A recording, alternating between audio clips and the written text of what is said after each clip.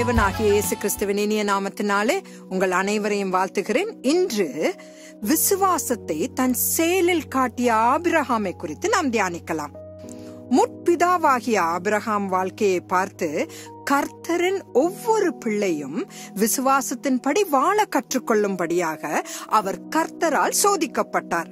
பல ஆண்டுகள் காத்திருந்த பிறகு தன் மகன் ஈசாக்கை எடுத்து மோரியா மலையில் பலியிடும்படி தேவனால் சொல்லப்பட்டார்.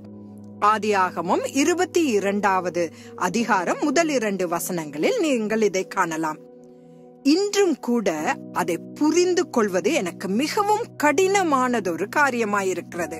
கண்ணுக்கு தெரியாத நம் கர்த்தருக்கு நம் வாழ்வின் எந்த நேரத்திலும் கீழ்ப்படிவது எளிதான காரியம் அல்ல. பிள்ளையின் தாயான சாராளை ஆபிரகாம் எவ்வாறு சம்மதிக்க வைத்தார் என்பதை புரிந்து கொள்வதும் கடினம்.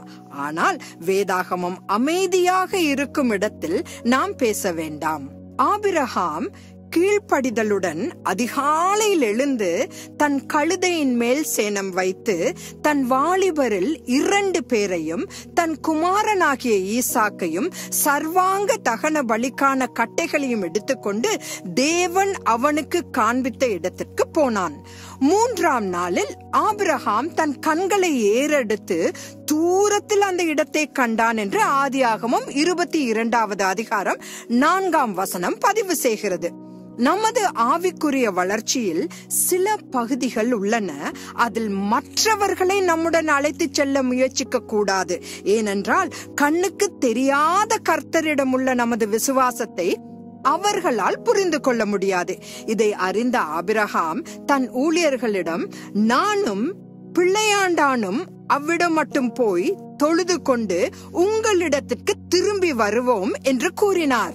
இது நித்திய தேவன் மீதான ஆபிரகாமின் விசுவாசத்தின் வெளிப்பாடு ஆகும். இதை ஆதியாகமம் 22வது அதிகாரம் 5வது வசனத்தில் காணலாம்.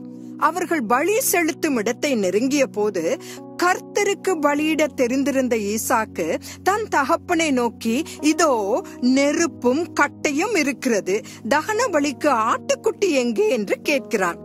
அதற்கு ஆபிரகாம், என் மகனே, தேவன் தமக்கு தகன பலிக்கான ஆட்டுக்குட்டியை பார்த்து கொள்வார் என்று அருமையாக விசுவாசம் நிறைந்த பதிலை கொடுத்தார். இதை ஆதியாகமம் 22வது அதிகாரம் 8வது வசனத்தில் நீங்கள் படித்துக் கொள்ளலாம். இங்கு ஆபிரகாம் தன் விசுவாசத்தை தன்னுடைய செயலில் காண்பித்தார்.